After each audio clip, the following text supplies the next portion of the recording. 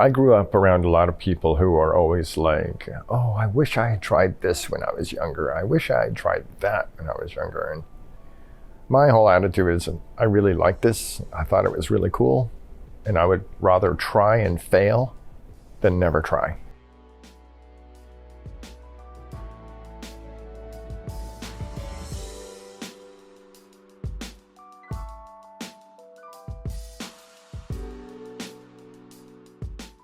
So I winged it.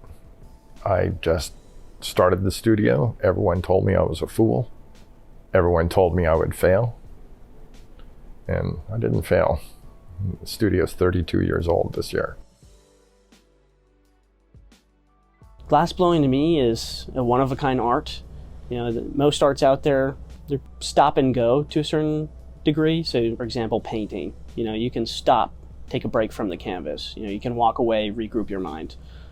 Once you've started a piece in glassblowing, you have to fully commit. You know, you can't stop, there are no breaks, you have to finish the piece. Honestly, to me, it's just a one-of-a-kind art that you can't really find somewhere else. I did have an unusual experience after high school before college that I believe was integral in being successful. And that was, I told my father I didn't want to go to college. And he was the first one in his family to go to college. So he was like, oh, well, I'll think on this and get to you tomorrow. And we lived in New Jersey at the time. So he came up to me the next day with $300 cash and a one-way ticket to Seattle. Put it in my hands and said, you work your way home. If you don't want to go to college, we'll talk. Well, he didn't tell me until 3 weeks before he passed away that he cried coming all the way back from the airport because once I took him up on the challenge, he couldn't back down. My name is Nick Noble, and I am one of the glassblowers here at Wimberly Glassworks. I started college as an engineering major, realized I sucked at math, needed a fine art credit, took glassblowing, fell in love, and here I am. I've been here for going on 2 years. Here I do a lot of the cold working, I do a lot of the grinding and polishing on the vases, and I assist with just about everything. The most frustrating pieces were probably when I was still in school and I was sculpting a bunch of solid glass hands.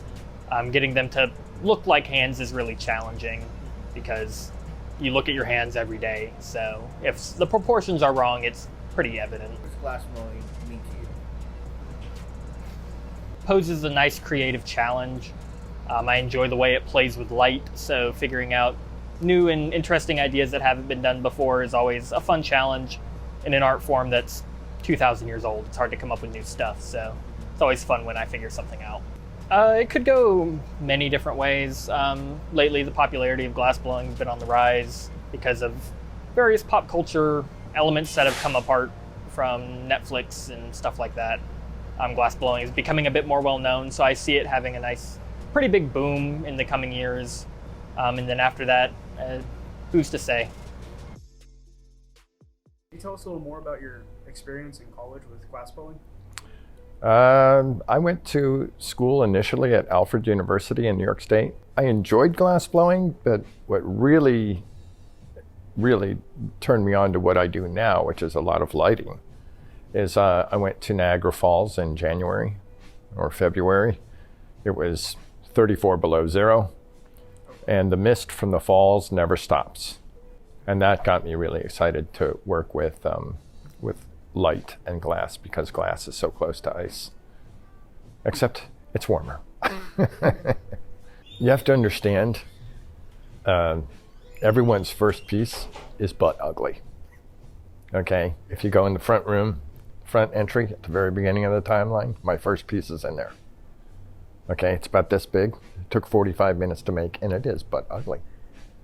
Okay, but everyone's first piece is terrible. It's like riding a bike. You very seldom get on the bike and just take off, you know, unless you're like the Beethoven bike riding. So we design as a group because if only one person designs all the work, your imagination can only go so far. But if every single person has input, it's synergy. 1 + 1 = 3. You got one idea, 2 ideas, 3 ideas. So that's the reason why anything in this room can hold its own with anything in the world, because we design as a group. which involves you having to check your ego at the door. Mine too, because you can't have synergy if you have an ego. So. Do you all have any sort of competitions or anything that you guys? No, I don't do that. There's a reason. Oh, what's the reason? Okay, I don't do it because the competition to shows is what they're called. You get into a show with other artists. Other artists don't pay my bills. The public pays my bills. So my competition is, how can I be more creative? How can I reinvent myself? And you have to reinvent yourself like every year or two. And that gets really damn hard. It gets really hard because especially the craft is 2,000 years old. And it's really hard to come up with something new and something that's 2,000 years old. What does glass blowing mean to you? What is it? That's a loaded question. What does it mean to me? I like it because it's fairly immediate. You can't put it down. You have to be 100% present throughout the entire process.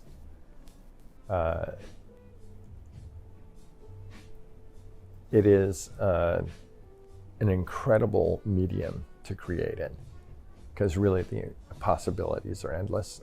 The only limitations are how strong you are and what is the size of your equipment. I love demonstrating.